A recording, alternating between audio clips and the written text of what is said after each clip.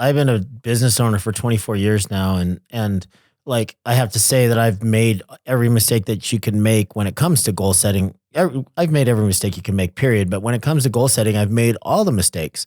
And I think that, like, from a personal level, if you could continue to ask, why do I want that? Why do I want that? I think it's Toyota. I think it's Toyota's 5 whys or something like that. You ask why 5 times and you can get to the root of what your true motivation is.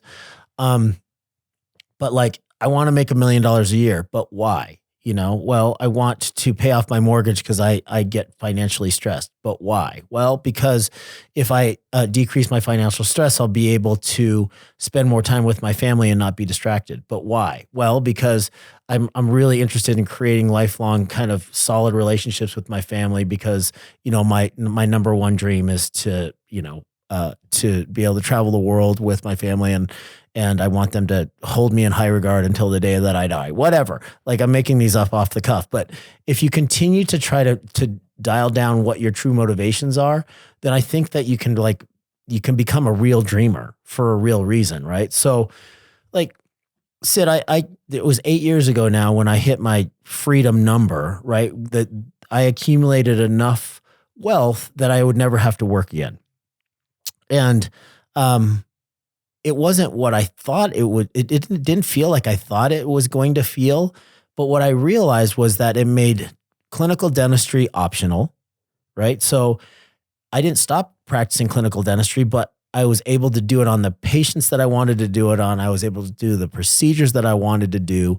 And if I didn't want to do it at all, then I would just manage the practices, and enough money was coming in that it was just gravy because I had already reached my financial benchmark and it was cool.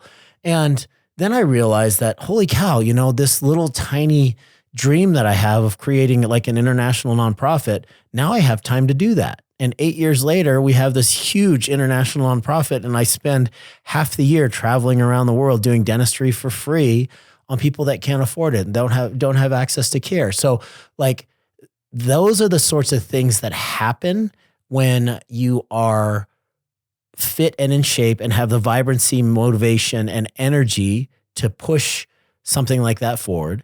And when you have the financial means and flexibility in order to do stuff like that. So I think that my biggest regret probably is that I didn't realize what my true motivations were early enough. I didn't dream big enough early enough, but I mean, I sure have made up for it in the last 8 years of, as far as like really ramping up like what I think is possible and the impact that I can make. And it might not be impact for you. You might just want to be in good enough shape because you dream that someday you want to be able to run around with your grandkids, or you want to meet your great grandkids. I mean, I think that's a worthy, very compelling reason for getting in shape right now. Or for some people, maybe, they're in their early 40s and they are stressed to the gills. They eat fast food. They're 30 pounds overweight. Maybe they smoke, or maybe they drink too much. And the doctor is saying, you got to change your lifestyle and you have to take these cholesterol pills, or else you're never going to be able to walk your daughter down the aisle, who's now 3 years old. I mean, maybe it's something like that that's compelling enough to get your motivation in line.